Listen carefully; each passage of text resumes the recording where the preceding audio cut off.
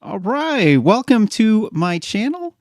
My name is Cale McCullough, and today we're going to be talking about left-right politics and why the quote-unquote liberals have gone insane, defaming the right as if we're fascists and like calling us far right and defaming us. We're clearly not actually far right. We're actually classical liberals. They're progressive. So the history goes, oops, wrong one. Oops. The history of left-right politics started in the French Revolution. There was the bourgeoisie, which is like the middle class, and then the aristocrats that were in control of France were they had like a little mini democracy. Not like what we would consider democracy, more like a republic. But there was some ruling or something that where the bourgeoisie had to vote on something, and there was a lot of them. I want to say there was something like 400 of them, and so wasn't a king. It was like a duke or something, but don't quote me on that. In order to like make it easier to count people, he had people move to the left and to the right, and so the people who wanted the social change were on the left, like the French Revolution, and then the people that wanted the status quo were on the right. So this is where we get the term from. And so left right essentially means a hierarchical definition of how you want society to be run. So on the left, you have the flat hierarchies, and on the right, you have the non-flat hierarchies, not like the steep hierarchies, but non-flat is a better word for it. Sorry. My camera's just a little bit off there. And so the way you got to define this is you have to start off somewhere and define something and then define the other things from that. So the right means the natural social hierarchy. And so let's see, what do they say it is here?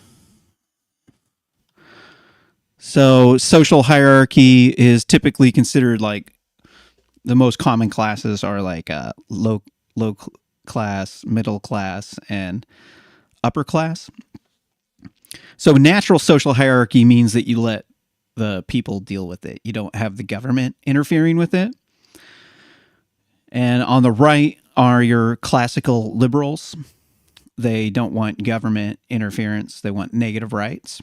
Some of them can kind of be a little bit more left of center, but most of them are right of center. And on the left, you've got people who want social engineering to flatten the natural social hierarchy in order to make it more flat.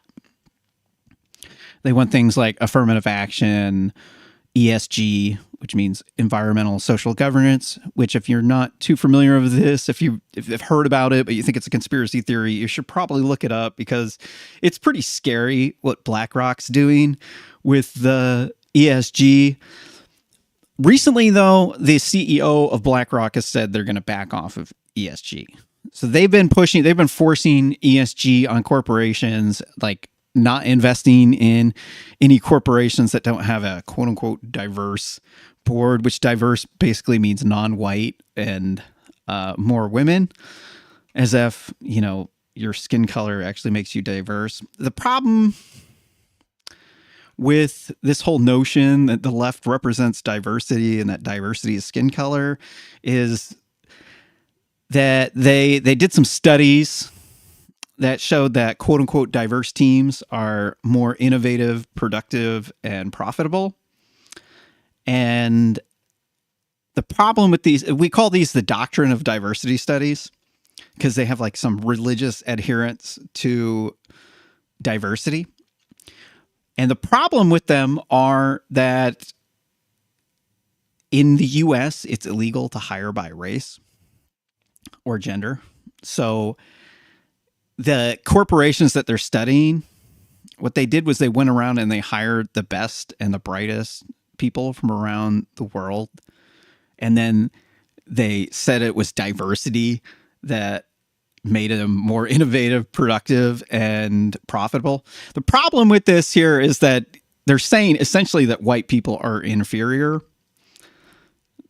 because, you know, in order for a team of all white males to be less innovative, less productive, and less profitable, they would have to be inferior to the teams that have more non-white people. But this is just not true because it's illegal to hire by race in both America and in Europe. So essentially, they just have bunk statistics, and their statistics are absolute garbage. Because obviously they don't really have a control group to compare this to. If they hired teams of all white males, let's say any age, you would find that they're just as productive, innovative, and profitable as teams that have non-white people on them. Now, the reason why they're getting more money and more innovation and productivity is because they hired the best and the brightest, because there's not anybody that you're going to find that would say that you hired the best and the brightest from around the world, and that they would be surprised that you would be more innovative, productive, and profitable. Because, well, I mean, just common sense says, well, of course that would happen, because it's absolutely ridiculous that you're saying that had something to do with their skin color. It had nothing to do with their skin color. But the left is absolutely obsessed with this topic. A lot of it is because of money. It's because these corporations are making more money off of these quote unquote diverse teams, and they want to make more money. And so these corporations that are pushing anti-racism, like almost all the time, they're like corporations that take advantage of sweatshops, and they don't hire black people because black people in America have the lowest GPAs of all the races. Well, hold on. Not all black people. People from the hood primarily, but most black people live in big cities. So they're measuring basically the people's GPAs at like the bottom of the social hierarchy in the big cities. And then, so they're not hiring them because a lot of them, you know, they have crime problems and drug problems in the big cities. And so they make up for this by pushing anti-racism. And so when they say that they're hiring for diversity, essentially they're hiring Asians and women, and they're hiring less white people. So the left wing, they pretend like they're all ultra lib and like they are like standing up for the black people, but in reality, you know, the corporations that are pushing for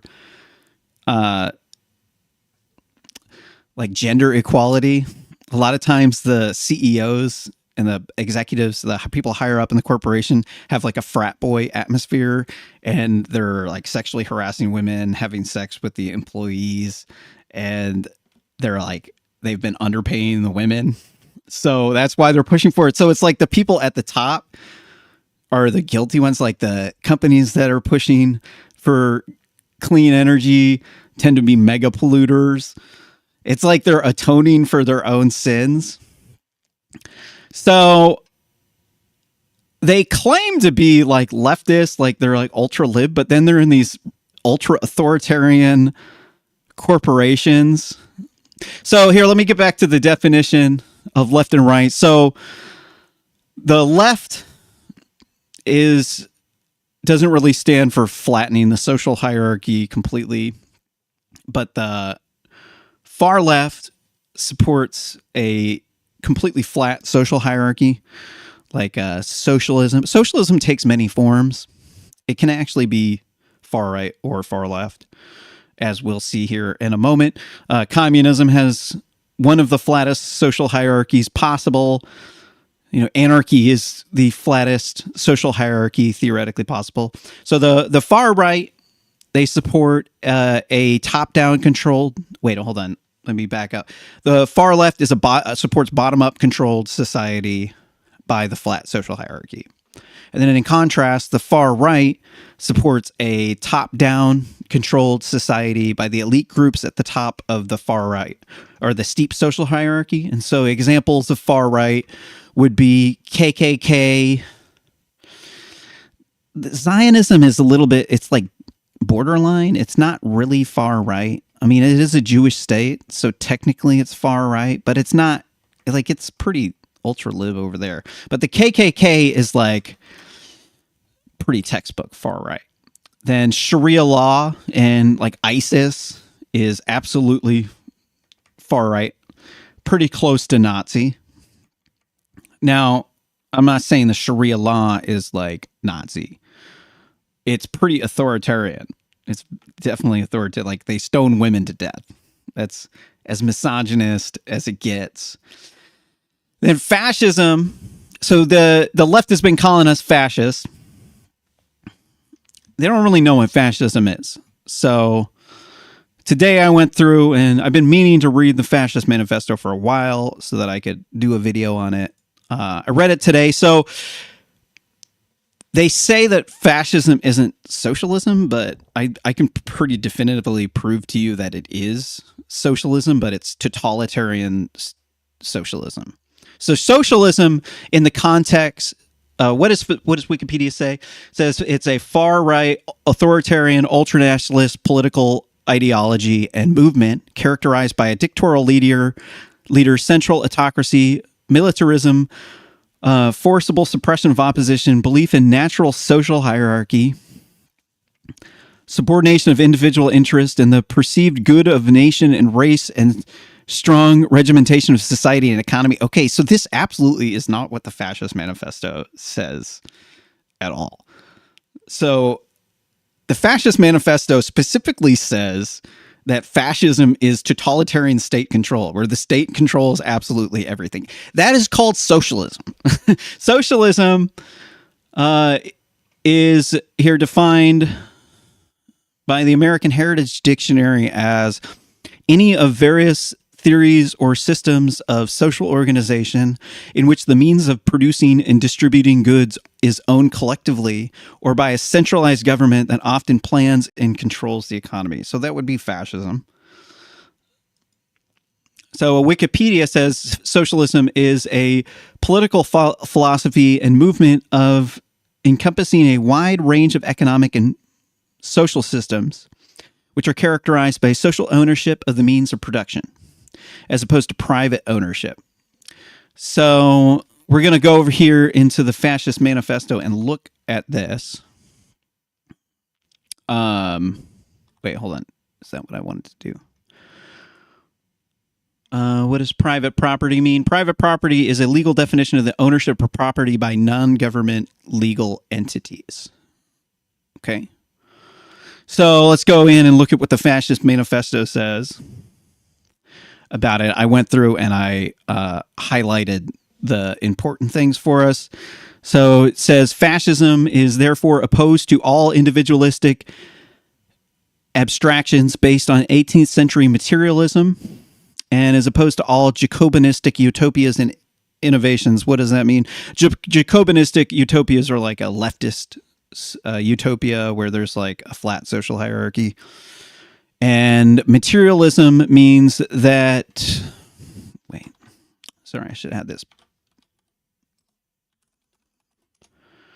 Materialism. It says materialism is a form of philosophical monism which holds that matter is the fundamental substance of nature and that all things, including mental states and consciousness, are a result of material interactions and material things. So they'll explain furthermore what this means. Essentially, it means that fascists don't regard money as and like equality in the economy as being the number one thing that's going to make you happy. The next quote here is it says, fascism is anti-individualistic. The fascist conception of life stresses the importance that state and of the state and accepts the individual only insofar as its interests coincide with those in the state. Doesn't look like the first paragraph in Wikipedia. Here's the key part. Fascism is opposed to classical liberalism. So Republicans and me, we are classical liberals by definition. We support the U.S. Constitution.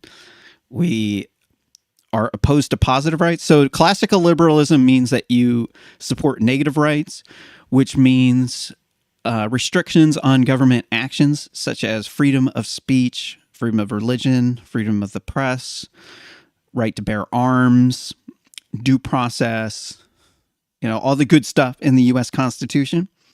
And progressive means that you want, here, let me show you what Wikipedia says. It says progressivism holds that it's possible to improve human societies through political action. As a political movement, progressives seek to advance human condition through social reforms based on purported advancements in science, technology, economic development, and social organization. Adherents to the hold that progressivism is universally has universal application and endeavor to spread this idea to human societies everywhere. Progressivism arose during the Age of Enlightenment out of the belief that civility in Europe was improving due to the application of new empirical knowledge to the governance of society. So what a lot of people think of as socialism would be a progressive ideology. Progressives also supported eugenics. Progressives thought that, most people thought 100 years ago that poverty was caused by genetics because, they had just discovered genes in the 19th century, and they didn't really know a whole lot about it. So they just assumed, which is that poverty was caused by genes, which isn't like a completely bozo assumption. Maybe there's some genetic aspects to that, but in general, it was pseudoscience. So the progressives thought that you could sterilize people and that it would rise people out of poverty. So the progressives were sterilizing poor people, multi-generational incompetent people. So if you had 3 generations of people who were deemed to be stupid, they would sterilize you. And they did that because they thought it was a positive right, that you had a right to not be exposed to this polluted gene pool. Another example of progressivism is vaccine mandates. They think that you have a right to not be exposed to COVID, which is ridiculous. Because, my own personal theory on COVID, and this is just my own personal theory, I think that it could have been an accidental lab leak, or it might have been developed as a bioweapon, and that the people at the lab might have released it purposely before they evolved it to be more deadly so that people could get immunity to it. So originally we were all freaking out about COVID, everybody's going to die. We're going to have millions of people dying all over the place. And it didn't turn out to be like that. Then they started pushing these vaccines on us. They wanted us to take this experimental mRNA vaccine that they said was perfectly safe. But the thing is that they circumvented the trials. They didn't experiment, where they circumvented the traditional vaccine process. And then they said it wasn't an experimental drug because the FDA approved it. But, just because you are doing an experiment where you're circumventing the vaccine authorization process does not mean that it's not experimental. It's actually, by definition, still an experiment. And, whenever, the first time you got COVID was the most risk that you had of dying from COVID. And it's the same way with any sort of illness. Like whenever there was the H1N1 variant of the flu, the Spanish flu, there was a lot of people that died, but most people think that they died from the flu, but it's not actually true. Most of the people died from pneumonia that they got from people coughing whenever they put people in large groups. Like if you got sick and then you went to the clinic where there's a bunch of people sick with the flu, they would get pneumonia from people coughing. And so, there is justification if you're sick to wear a mask. You should wear a mask if you're sick and you're coughing because, it's just polite. But it's not actually true that you want to avoid getting COVID because it's unavoidable. And trying to avoid getting COVID causes a lot more harm than just getting COVID and exercising while you're waiting to get COVID. We should have had the gyms open and we should have been exercising and working out, but instead they locked down, they shut the gyms down, they forced us to get this mRNA vaccine, and then it was causing blood clots, and everybody was saying like we're these far-right extremist conspiracy theorists for saying that people are getting blood clots from the vaccine. And then lo and behold, they pull the mRNA vaccine off of the market because it was causing blood clots. Okay, so the people that are pushing these vaccines, they actually are much closer to fascists than we are. So fascists believed in all complete state control. Now, I'm not saying the leftists are fascists. I'm just saying that we're not fascists. So let's read farther in here.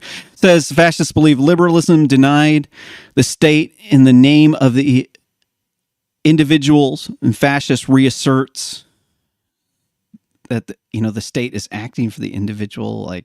This guy's a lunatic, right? It says fascism stands for liberty and for the only liberty worth having, which is the liberty of the state and of the individual within the state. Okay. It says fascism is totalitarian and the fascist state. So this is the key part about fascism is they don't really have really any centralized ideology other than this extremely powerful state, which is why they supported the natural social hierarchy, which is because you have to look at what they were opposed to and what their competition was, which was communism. But they referred to this communism as socialism. So I don't want to get too far ahead of myself. It says here, no individuals or groups, open paren, political parties, cultural associations, economic unions, social classes, end paren, outside the state. Fascism is therefore opposed to socialism, to which unity within the state, open paren, which amalgamates classes into a single economic and ethical reality, end quote, is unknown and which sees in history nothing but the class struggle, i.e. dialectical materialism, which sees in history nothing but the class struggle. Fascism is likewise opposed to trade unionism as a class weapon, but when brought within the orbit of the state, fascism recognizes real needs which give rise to socialism and trade unionism, giving them due weight in the guide or corporative system in which divergent interests are coordinated and harmonized in the unity of the state. So when they're saying socialism here, they're meaning in particular Marxism, Leninism. They don't mention anything about private property in this fascist manifesto. But the private property thing is kind of the key differentiating factor between socialism and communism. It also doesn't mention communism here at all.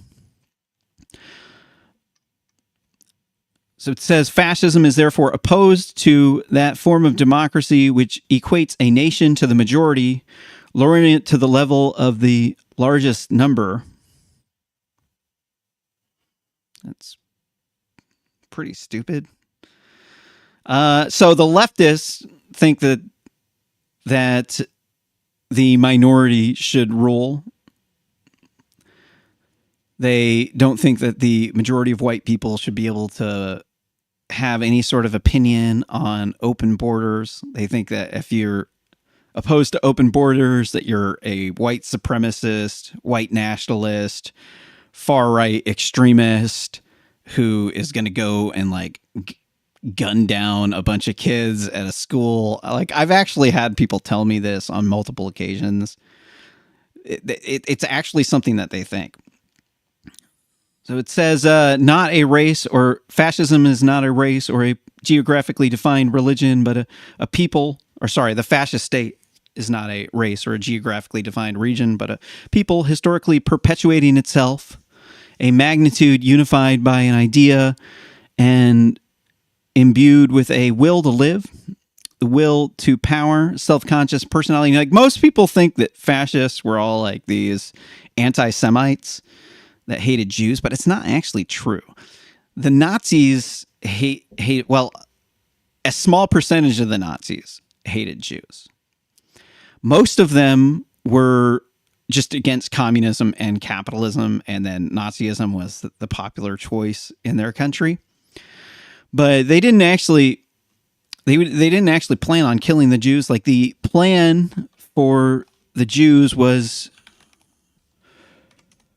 you can see in the 25 points of Hitler's Nazi Party here, and in point 7, it says, we demand that the state be charged with providing the opportunity for a livelihood and way of life for the citizens. If it's impossible to sustain the total population of the state, then the members of foreign nations, non-citizens, are to be expelled from the Reich. So the final salute, or whenever they started running low on food in World War II and gas, they did the Crystal Night, where they rioted and burned down the synagogues and the Jewish businesses, and then they rounded up the Jews to deport them.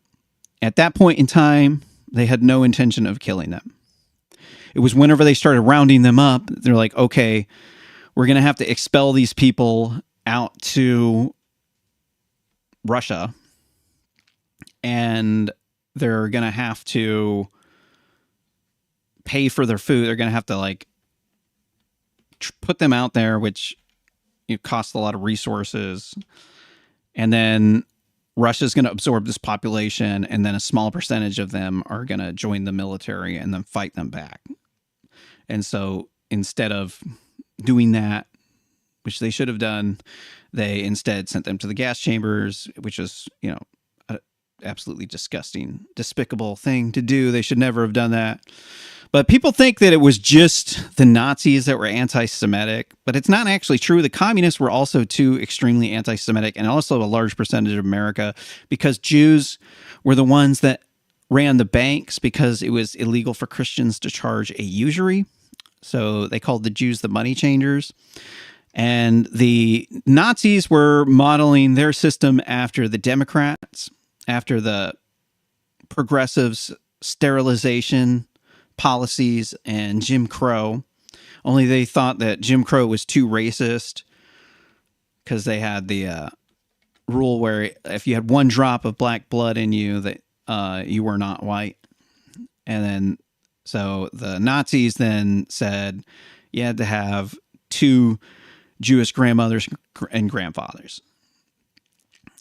But other than that, they were pretty similar to the Democrats, only they had a dictator, and we were classical liberals, even though they, at that point in time, they had just freed the slaves, and the U.S. had a right to bear arms.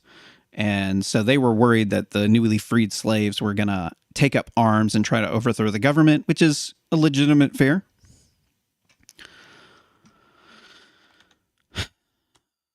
But the Italian fascists, though, they didn't actually hate the Jews.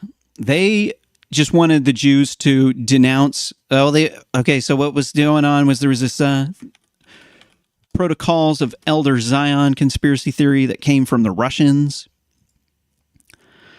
They essentially, after the communists killed the kulaks, like Lenin's Bolsheviks parties, they blamed the Jews. They said, and you've probably even heard this. I've even fallen victim to this too. You've probably heard that the Jews were in control of the Bolsheviks and that it wasn't the communists that did the killings of the kulaks and the Holodomor, but it was the Jews that did it. Okay, of course that this is total vile lies, BS. But they created this protocols of Elder Zion hoax. It started with some people publishing some books, and then I don't think they intended to defame them like this, but then the Bolsheviks started intentionally publishing these lies, and they published these. Basically, it's a theory that like the Jews control the world with we're working with Wall Street bankers, and they're funding both sides of the arms conflicts, and so they can control the world. And they were the reason why the Germans lost World War II. And, it's all a bunch of BS. But they also used it to defame the United States, saying that Wall Street was funding them. But the Italian fascists just wanted the Jews to renounce this Protocols of Elder Zion thing. They didn't want to kill them. Most people think that all fascists are like Nazis, but it wasn't actually true. These fascists were just, they wanted total state control.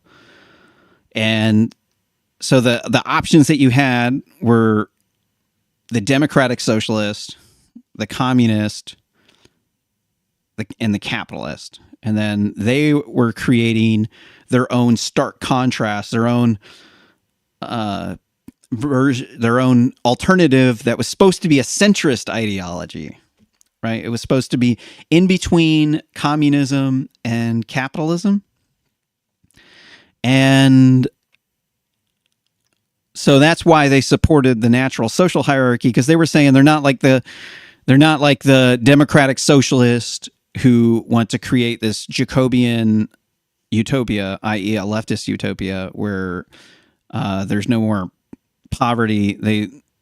They said that your material wealth was not the reason why, what gives you happiness, that happiness was you serving the state. And by serving the state, then this would maximize the amount of money that you get. So it would lift you out of poverty. That's the key to understand about this, is that they weren't trying to like make people poor and turn people into slaves. They thought that this was like a competitor to capitalism and democratic socialism and communism. But when they said socialism, they didn't mean that it wasn't like the government controlling everything. Because, I mean, clearly it says that fascism is a totalitarian state. So it says, the only doctrine of which I had practical experience was that of socialism from around the winter of 1914, nearly a decade. And so what he's talking about is like democratic socialism and communism. Then it says a uniform, universally accepted doctrine of socialism had not existed since 1905, when revolutionist movement headed by Beerstein arose in Germany, countered by the formation of the seesaw of tendencies of a left revolutionary movement, which in Italy never quitted the field of phrases, whereas in the case of Russian socialism, it became a prelude to Bolshevism. So when they're saying Russian socialism, what they mean is Marxism, Leninism, right? So like they're talking about communism. So this is why Wikipedia is wrong. Everybody who's saying that fascism is not socialism is completely wrong, because when they said socialism, they meant Marxism, Leninism, and democratic socialism. So they're trying to say that fascism is a completely different form of government, but it absolutely is not. So continuing on, it says, when the war ended in 1919, socialism as a doctrine was already dead. It continued to exist only as a grudge, especially in Italy, where its only chance lay in inciting to the reprisals against men who had willed the war and who were to be made to pay for it. So this part is key to take note of. We'll get some more quotes here in a moment that clarify that statement. It says, therefore, all doctrines with which postulate peace at all cost are incompatible with fascism. That would be the quote that I was saying. We'll see here in a moment. It says fascism carries the anti-pacifistic attitude into life of the individual. So I guess a lot of what they're saying is that the people who, where's that last quote? You know, when the war ended in 1919, so what was that? It was World War I. Socialism as a doctrine had already been dead. It continued to exist only as a grudge, especially in Italy, where its only chance lay in inciting to reprisal against men who had willed the war and who were to be made to pay for it. So what they're saying is that the socialists, they say these things like they want to have this equal society, but then they're not the ones out fighting the wars. Then the people who are fighting the wars are like the common man, and these are the men who are like, they would support fascism, essentially. Then it says, such a conception of life makes fascism the resolute negotiation of doctrine of underlying so-called scientific and Marxian socialism. Here's another key, it clearly says Marxism is socialism. So when they say fascism is not socialist, what they mean is that it's not communist, it's not democratic socialism. The doctrine of historical materialism, which would explain the history of mankind in terms of the class struggle and by changes in the process and instruments of production to the exclusion of all else.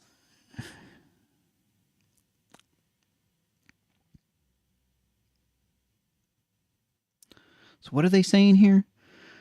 So the doctrine of historic materialism, which would explain the history of mankind in terms of the class struggle. So the class struggle, what they're saying here is like the dialectical materialism part of communism. And what that means is that there's a class struggle.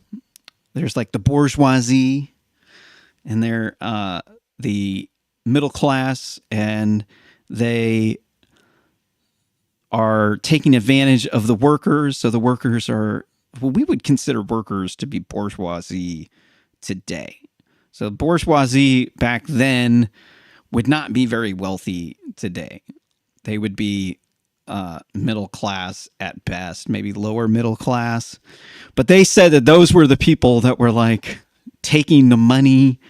And so the communists said that they had to have a class struggle to where the proletariat, which is i.e. the workers, would rise up and overthrow the bourgeoisie. And this is a classic, the term that they borrowed from the French Revolution.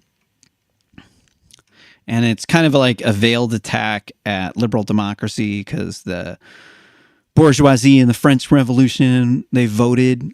They were like, one of the first democracies. More of like a Roman style democracy than what we would consider to be a democracy. So reading on, it says, having thus struck a blow at socialism in two main points of its doctrine, all that remains of its sentimental aspiration old as humanity itself towards social relations in which the suffering and sorrows of the humbler folk will be alleviated. And so what does that mean? It means that under fascism, they're not really worried about you, like the leftist making the social hierarchy flatter and then alleviating suffering, because it says, you know, there's more to life than that, and that's basically serving the state. Here it says, after socialism, fascism trains its guns on the whole block of democratic ideologies and rejects both their premise and their practical applications and implements. Fascism defines that numbers as such can be the determining factor in human society. It denies the right of numbers to govern by means of periodical consultations. It asserts the irredeemable and fertile and benevolent inequality of men who cannot be leveled by any such mechanical and extrinsic device as universal suffrage, which means that everybody can vote. Well, above 18, of course. Democratic regime, well, it was 21 back then.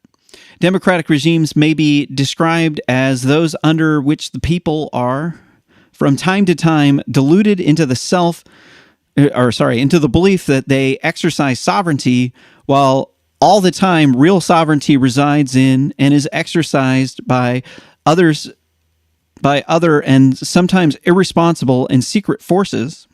And to that, they're talking about like the Illuminati.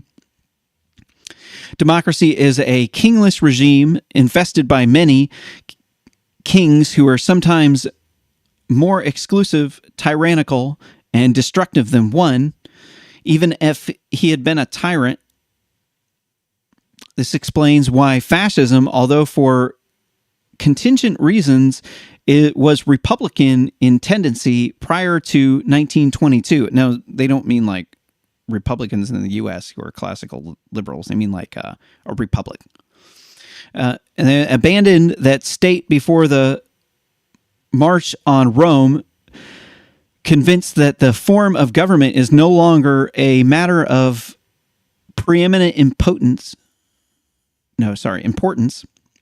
And because I'm thinking about idempotence for some reason. And is no longer, and because the study of past and present monarchies and past and present republics show that neither monarchy nor republic can be judged subspecie ateranis, but that each stands for a form of government expressing the political evolution, the history, and the traditions and psychology of a given country. And so what do they mean by this? They mean that neither the republic or the monarchy works. So they kind of want to do something in between it. And I don't know what this subspecie ateratus means. Could look it up real quick, but I can't. I'm unable to. There it is. What does that mean?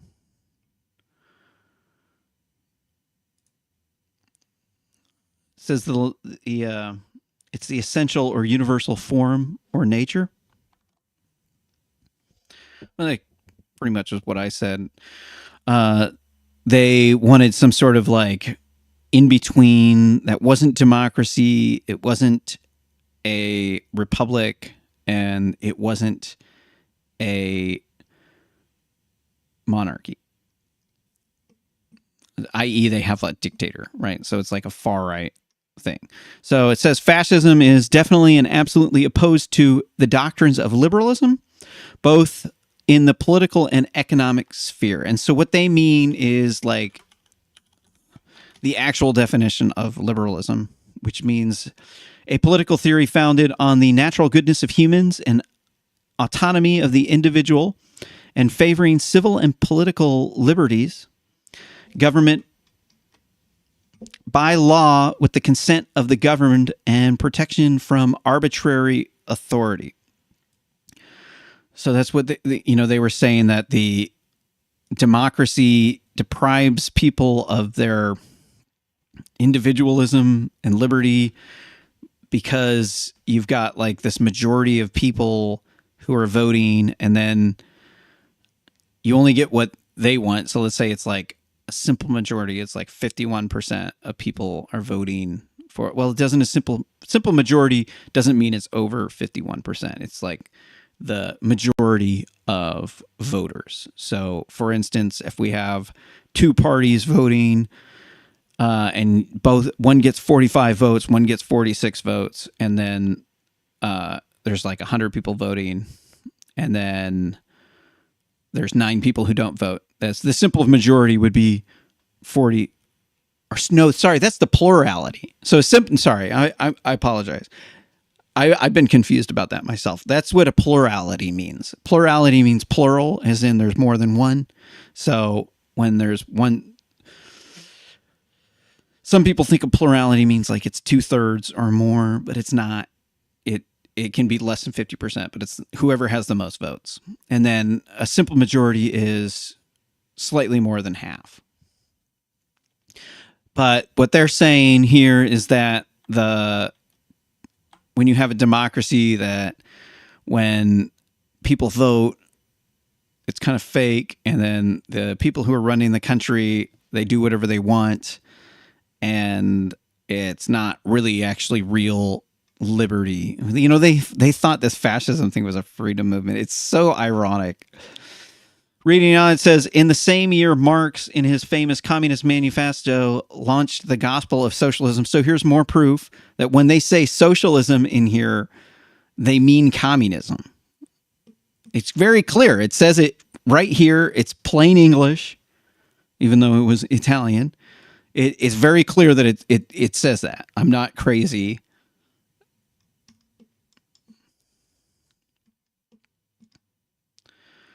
And it says, the fascist negation of socialism, democracy, and liberalism should not, however, be interpreted as imposing a desire to drive the world backwards to positions occupied prior to 1796, a year commonly referred to as that which opened the demo-liberal century. And so what was that, the French Revolution?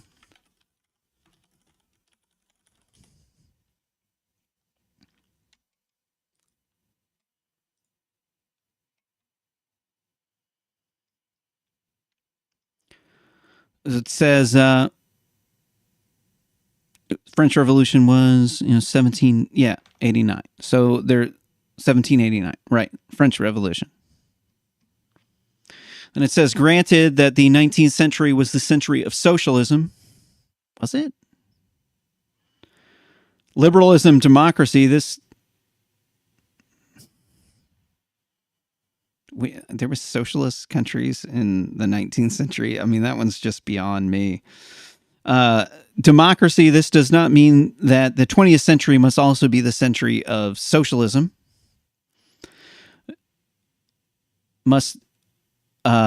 Liberalism and democracy. Political doctrines pass, nations remain. We are free to believe that this is the century of authority, a century tending to the quote-unquote right, a fascist century. Okay, so this is why some of these people are saying people on the right are fascist. Well, one reason why. But, when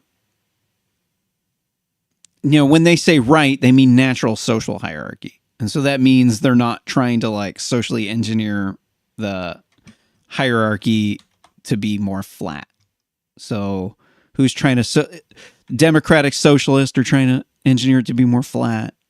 Socialism is where there's different forms of socialism. So like leftist socialism, they're trying to share all the wealth equally.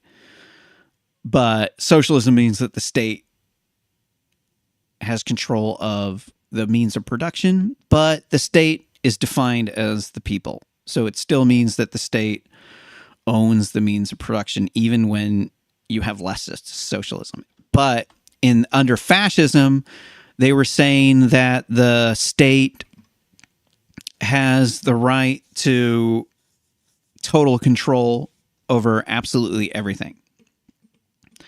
It says, oops, I think I missed something here.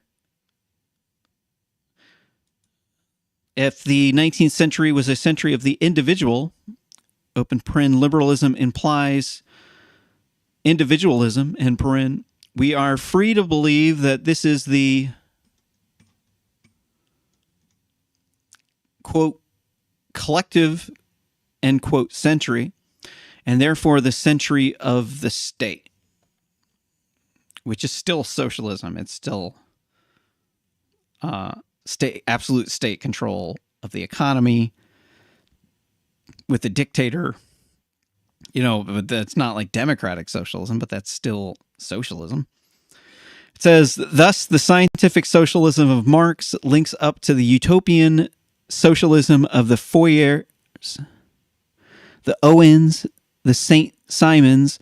Thus, the liberalism of the 19th century traces its origin back to the Illuministic movement of the 18th and the doctrines of democracy of the encyclopedists. So, Illuministic movement means like the Illuminati, the illuminated ones, the people who created America. It says the keystone of fascist doctrine is its conception of the state, its essence, its functions, and its aims. For fascism, the state is absolute. Individuals and groups are relative. Individual and groups are admissible insofar as they come within the state. So that's why the fascists were anti-Semitic, because they said that the Jews were controlling the world. And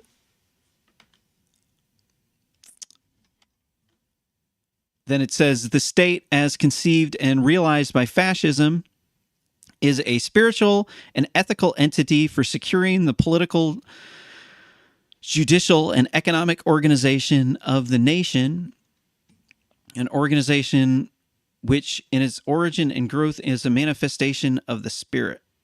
And so they were kind of into some pseudo-religious stuff. So I didn't highlight it, but they do say that like fascism isn't opposed to religions, that they like have freedom of religion, but then the state is like the essence of their spirit. And it's like kind of like this amalgamation of like this spirituality, religion with government, where they said like you are going to be best, happiest, and most well off when you are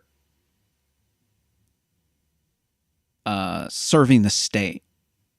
It says if liberalism spells individualism, fascism spells government. The fascist state is, however, a unique and original creation. I wouldn't quite say that it was unique and original. I mean, yeah, it just sounded like there was just a dictator. And were they like the first modern style dictator? I don't know. It says the state has not got a theology, but it has a moral code. The fascist state sees in religion one of the deepest spiritual manifestation, and for this reason, it's not only respects religion, but defends and protects it. I guess I did highlight it. It says imperial power is understood by the fascist doctrine is not only territorial or military or commercial, it's also a spiritual and ethical one. Okay, so that was it. That was everything that I found was relevant. It says fascism has now acquired throughout the world that universally which belongs and doctrines which by achieving self-expression represent a moment in history of human thought. Honestly, I thought most of this document was just kind of like BS. Didn't really say very much. Like Mein Kampf had a lot more concrete form of government. Fascism is just like the entire ideology is that like the state is supreme. It's like they're like basically saying, we're not going to tell you what we're going to do when we come into office. Just vote for us. And then after we're elected in office, we'll tell you what we're going to do. Maybe. And they think that just by them having the power to do what they're going to do, it just like means they're going to do it. It's really half-baked. This whole document doesn't have anything really of substance in it. All it says is they're just opposed to liberalism, and not that doesn't mean like liberals in the United States or progressive, as it means the definition of liberalism, a political theory founded on natural goodness of humans and autonomy of the individual in favoring civil and political liberties, government by law with the consent of the governed, and protection from arbitrary authorities. So I back that for sure. I'm definitely not a fascist in any sort of way. And if you want to defame me as a fascist, I will sue you. I will. I'm tired of it. I'm not a racist. I'm not a homophobe. I'm not a transphobe. I don't hate Latinos. I don't hate black people. I'm not a bigot in any sort of way. Now, you could see some of my other videos. You know, I'm like, my number one viewed video is of me shutting down Antifa with MAGA Hulk at a Turning Point USA event. And you could clearly see in that video I'm not racist. I'm telling Antifa they need to like let this black man speak, i.e. MAGA Hulk. And my other video that I recently uploaded, I went to they had the 4J Pride Fest at North Eugene High School where I live, and they had a drag show with drag queens and kids, like little kids, and they had the gay men's choir. And so they have basically what's going on with that is they have this Our Whole Lives program. And you can look it up on the internet. It's a series of sexual education criteria that's like, it's basically 2S LGBTQIAA++, which means two-spirit, lesbian, gay, bisexual, transgender, queer, intersex, asexual, androgynous, ++ for all these other genders that they say they got. They don't have non-binary in there, so I guess you got to stick an N in there, right? But then it's like, what do intersex people have anything to do with gay people? I mean, there's some gay intersex people, but like a lot of times you just can't tell that they're intersex, and a lot of times they don't even know that they're intersex because it's not very obvious. But what they're doing here with this Our Whole Lives program is they're indoctrinating kids into this radical gender ideology where they tell them you can just give up your gender, you can be non-binary, and then they convince them that it's good to be non-binary and trans. And, you know, they have the pride festivals in the schools, and they got the kids dressing up in rainbow colors and doing parades, pride parades. And then they also have the critical race theory indoctrination. I've witnessed this in online school during COVID. I watched my son's online school program for the social studies and the sex ed, and I watched this Our Whole Lives program. And so in the social studies program, the teacher was teaching the kids that white people are the oppressor class and that they oppress the victim class, who are the non-whites, the 2S LGBTQIAA++, and women, and that they do it with microaggressions, whiteness, and systemic racism. And I flipped a wig on the teacher. I got up on the live stream and I cussed her out. And I made a big deal about it to the principal. So I have email records proving that it happened. I know that it happens in more schools. Eugene, Oregon is one of the most woke places imaginable. Like, we have the University of Oregon here. They have women's studies programs, African American studies programs. And they are radicalized. Like, when you every single time they have a school board meeting, they start off by saying that by apologizing to the American Indians, or the Amerindians, as I like to call them, and I believe they should be called, because they don't really have anything to do with America, the European map maker that founded America. So Amerindians is, in my opinion, is a more descriptive and beautiful word. It's also easier to say. So they always start off with these woke rituals. And so when I went to the school board meeting, in that video that I posted on my account, where I confronted the school board, made a speech, they had kids talking about how there's like these bad bigot conservatives that are like harassing and targeting the 2S LGBTQ IAA++ people, and that they're talking about systemic racism and how they need anti-racist education in the school system. It's like these people are radicalized, and a lot of times the parents are putting these kids up to this stuff. Like obviously some of these kids, the speeches that they're giving at the school board meeting were written by their parents, because these kids did not have the education level to be able to craft a speech like this. They had a written speech, and their speech was textbook critical race theory. There's no way that these kids wrote these speeches. They don't have the education level. I have the education level to craft a speech like that. And it took a long time to get that education level, and I got it in college.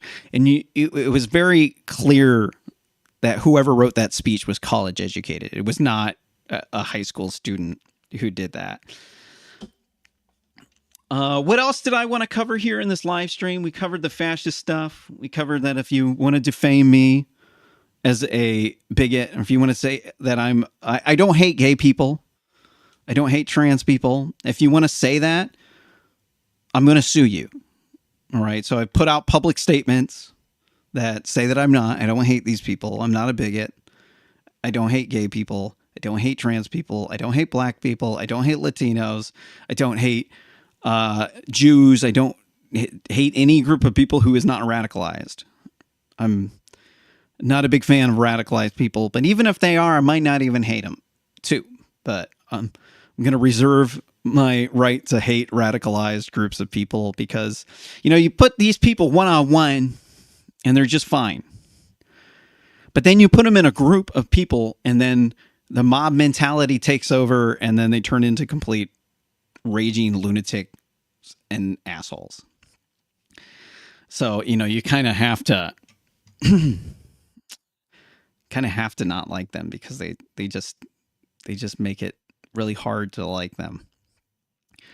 But was there anything else that I want to? Not a bigot, not a fascist, not far right. So I'm not far right because Okay, so this graph here,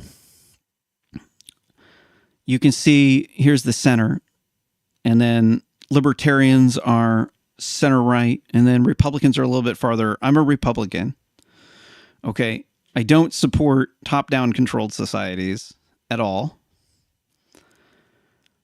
I am opposed to top-down controlled societies. So like fascism, whatever we covered in this fascist manifesto thing, I'm absolutely completely opposed to this. I hate the government.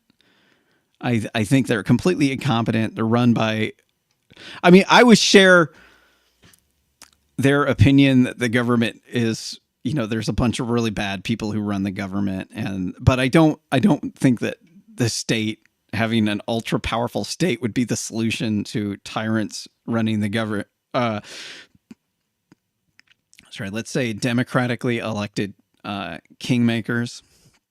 Having an all-powerful state is definitely not the solution to that. The solution to that is negative rights. It's not positive rights. You don't have a right to be free from like being exposed to COVID or being exposed to inferior genes, or you don't have a right to have somebody use your preferred pronouns. That's just ridiculous. Absolutely don't have the right, in my opinion, to be on anybody's private property, even if it's a business. I don't think that you have a right to. Now, the thing about the Civil Rights Act of 1964 is, okay, definitely the protections on voting rights were good. Those should stay in there. But when they banned people from discriminating against people on private property, that is a positive right. It's a forced government action where the government can force you to allow these people on your private property. Now, that maybe there was an argument that this was needed because Jim Crow was bad, but then they did the forced desegregation, which was very, very harmful to black people. It caused an explosion of crime. It did not help them rise up out of poverty. Black people were doing a lot better before forced desegregation. And if we repealed the parts of the Civil Rights Act of 1964 that ban you from your controlling who can come onto your property, I don't think that we would ever return to Jim Crow. Like, that thing was like a product of the Civil War, of freeing slaves after the Civil War. And now that we've had, hundreds of years since the Civil War, we're just not going to be going back to this segregated society. And at this point in time, it violates our right to freedom of association. So in the First Amendment, it says you have a right to peacefully assemble and petition the government. The Supreme Court has ruled that because it says that, you also have the right to freedom of association, because if you are not free to associate, then you are not free to peacefully assemble. And so that is my opposition to the prohibition of denial of public accommodation. I don't think that you should deny people public accommodation. I think that you should be free to choose who comes on your private property. You should be free to associate with who you want to in your workplace. And so I say that because I'm a classical liberal, not because I'm like some far-right extremist. So that could be misinterpreted by people, but I'm clarifying that right now.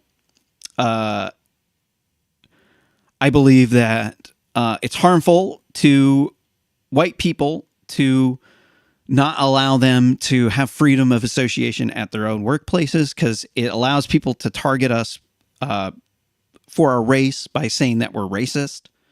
And then it allows them to deny us public accommodation and employment based upon our race. So it's like you're kind of like in this like hypocrisy trap where the only real solution to it is negative rights. The only real solution is to get rid of all these positive rights, because positive rights themselves are just extremely toxic. Having the government force you to do things is just never going to work out well. The government is run by incompetent people who are self-serving. They're never going to go the extra mile to figure out what the actual problem is. They're going to start a government program. They're not going to follow through with it. They're not going to be working at the government program that they started. They're going to start it, and then they're going to take off. They're going to try to get money, and somebody else is going to have to deal with it. And this is the fundamental problem, is that people are incompetent. Politicians hire cronies to execute their public policy. So the people that run the government, it's not like a private industry where people will, they have the right, or they have like the government. Here, let me rephrase this. The government has a guaranteed customer base. So with a normal business, a customer base meaning people who are paying taxes, people who are going to government programs. So in a normal business, people don't have guaranteed customer bases, and they have to innovate and compete. And so this makes the private sector more competitive. They have better products. Government products suck. They will just take your tax money, and a large percentage of your tax money will be wasted. And that, if you kept that money, you could just take that money that the government was wasting, and then you could do most of the services that the government provides. Whenever you tax people's money and then you send it over to the government, it's not being used to generate more goods in your economy. It's going over to the states and their cronies' economy, and it's going to be used to generate money for their circle. So it's better off that you leave that money in your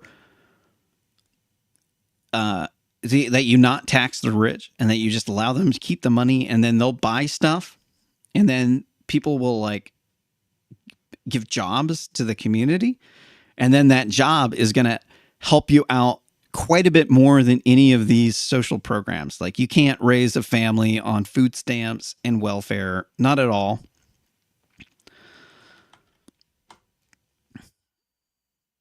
So there's one more thing about this graph that I need to clarify. I don't think I did a good job explaining it, but I'll clarify it in another show. So on the left here, we have steep social hierarchy. And then on the on the left is the flat social hierarchies. The right is the steep one. So, but then you'll see it goes uphill here. And the problem with these flat social hierarchies is that people need private property to defend themselves. Like, you need wealth to defend yourself, or else people who have resources are going to control everything. So the reason why this chart curves back up instead of going over here and then going down is because the far left wraps back around to the far right. Right. So once you take away people's private property over here in communism land, then it's pretty easy to then wrap back around, and then it turns Nazi. So the fascists, they came about because they were trying to compete with communism. Like, whenever they say socialism in this fascist manifesto, what they mean is communism. And so this is why it wraps around, because communism is not competitive because they don't have private property. There's no reason to innovate. There's no reason to fix up your house or your business. It's owned by the state. You can't make any money off of it. So there's no reason to make your house nice. The government will just take it from you. So then because of this, there's always going to be competing ideologies that are trying to supplant communism. And these things tend to be far right. In Russia, after the USSR collapsed, Putin's regime that took over, they are far right. They're Russo-fascist. They believe in a all-power totalitarian state run by kleptocratic thugs, oligarchs, criminals, like Prigozhin, the leader of the Wagner PMC. They have state-controlled oil companies, and the oligarchs use these as their personal piggy bank. Putin is one of the richest people in the world, and he has all of that money because he's looting the oil companies that are state-controlled. And they, like Wagner, it was founded by a neo-Nazi. Here, let's look this guy up. Wagner, founder, neo-Nazi. The guy's name was, there was two founders. There's this Alexei Molokov, and then there's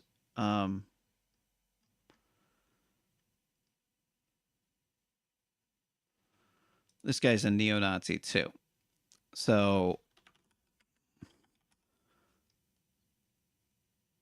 who was the other guy? Oh, shoot.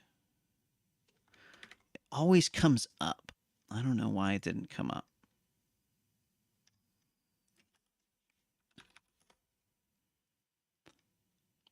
This guy, Dmitry Utkin. There was more than one founder of Wagner, but the two main founders were both neo-Nazis. And Wagner was named after Hitler's favorite composer, Richard Wagner. Wagner is pretty close to Nazi. Like, they are certainly far right. They're totalitarian. They're, fighting for control over Russia. They recently had that attempted coup by Prigozhin.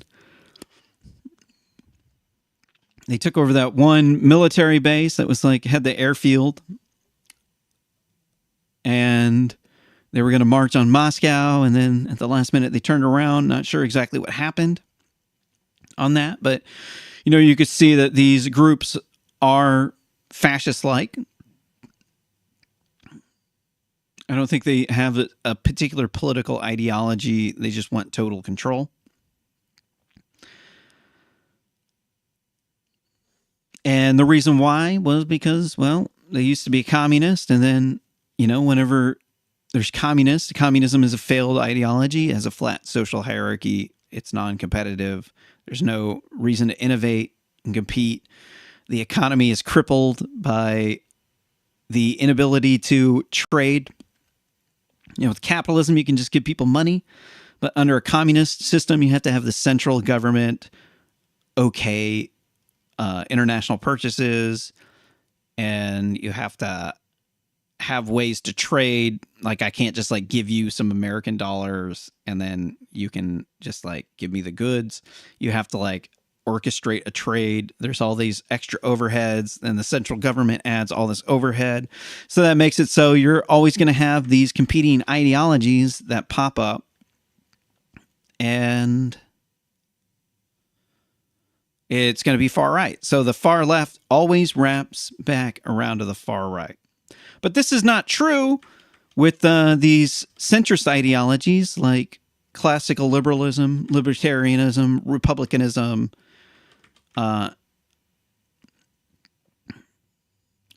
Really, the Democrats should be over here. But it was, nice and easy to graph it like this. Maybe I should have made the icon smaller, but I think it works out pretty good. Really, the Democrats are over here in Democrat socialist land. This is the Democrat socialist symbol. But for us, it's hard for us to go up the hill here over to the flat social hierarchies, and it's hard for us to go up the hill to the steep social hierarchies. So this graph is pretty accurate, if you ask me. I think it's pretty representative of what's going on.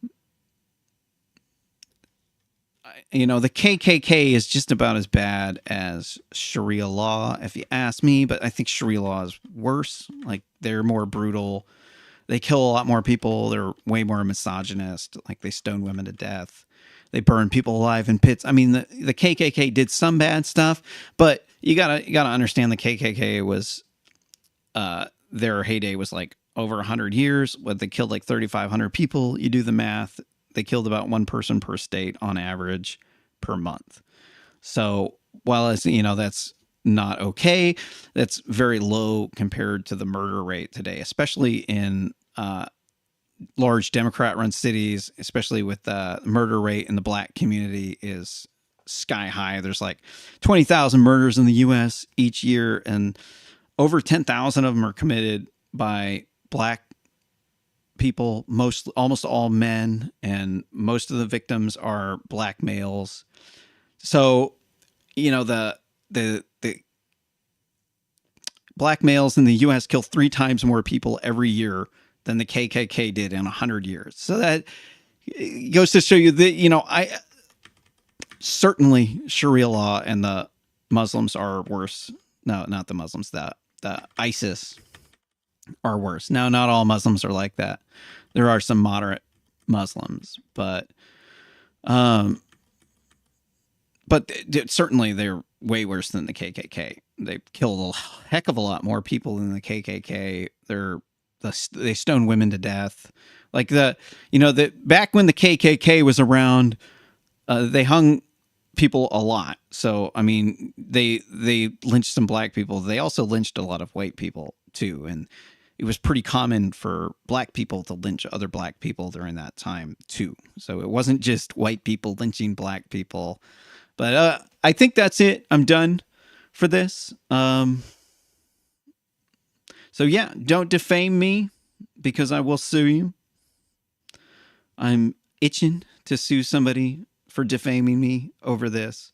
I put out public statements now saying that you're lying about me. If you want to continue to lie about me, there's going to be a lawsuit that's going to come and you're going to have to pay me money. Okay? So I'm a classical liberal. I'm not a fascist. I'm center-right. Don't hate any groups of people.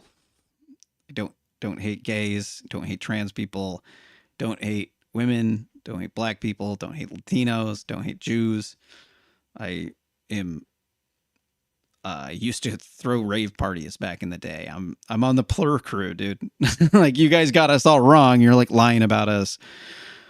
So if anybody has tuned in still at this point in time, thank you very much for watching. And until next time, farewell, sayonara, aloha, and peace be with you in your journeys, my friend.